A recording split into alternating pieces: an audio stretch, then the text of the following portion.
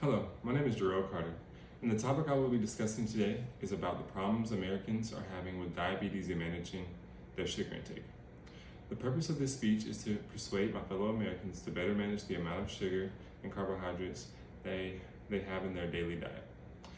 I suffered a medical emergency earlier this year when my blood sugar dropped to a dangerously low level. Before then, I was diagnosed as being pre-diabetic.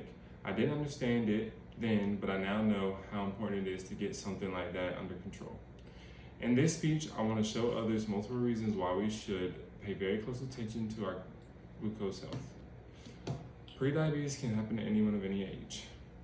What is prediabetes, you might ask? Prediabetes is a condition when your blood sugar is high, but not high enough to be type 2 diabetes, as stated on my.clevelandclinic.org.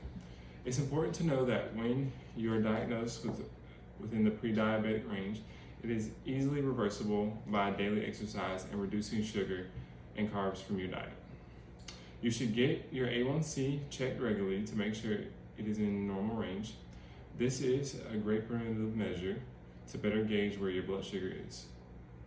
But this does not mean that you're safe from it becoming abnormal just because it's good at the moment. We should act now on changing our habits so that we don't have to be at this level. There are many risks that come with being diabetic or pre-diabetic. I want to list some of these out for you so that you may see the many differences your blood sugar deals with, the many different things your blood sugar deals with. The risk of being diabetic. There are many different risk factors that come from being diabetic. Having someone in your family that is diabetic, being overweight, or not being active at a minimum 3 times a week are all factors that contribute to developing prediabetes.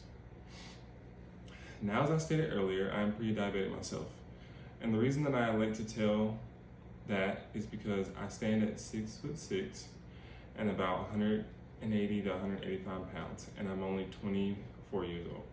From the looks of it, I look as if I am in perfect health and at my physical peak.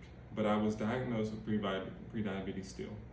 Although you may feel great, that does not mean that you are. With me having prediabetes, it puts me at risk of having many complications if I choose to ignore it.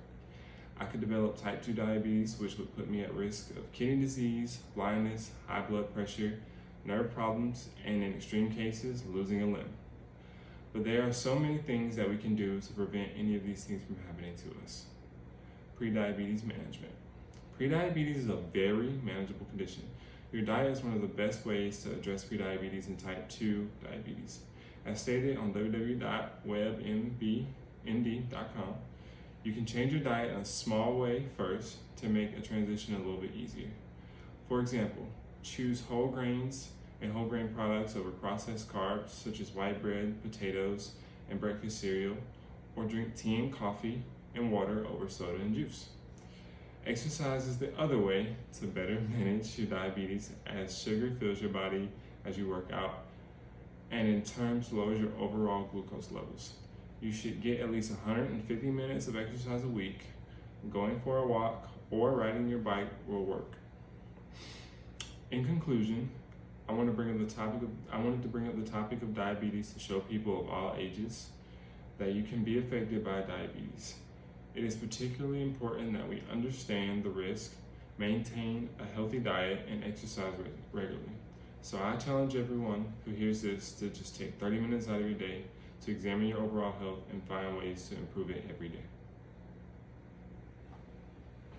Yay!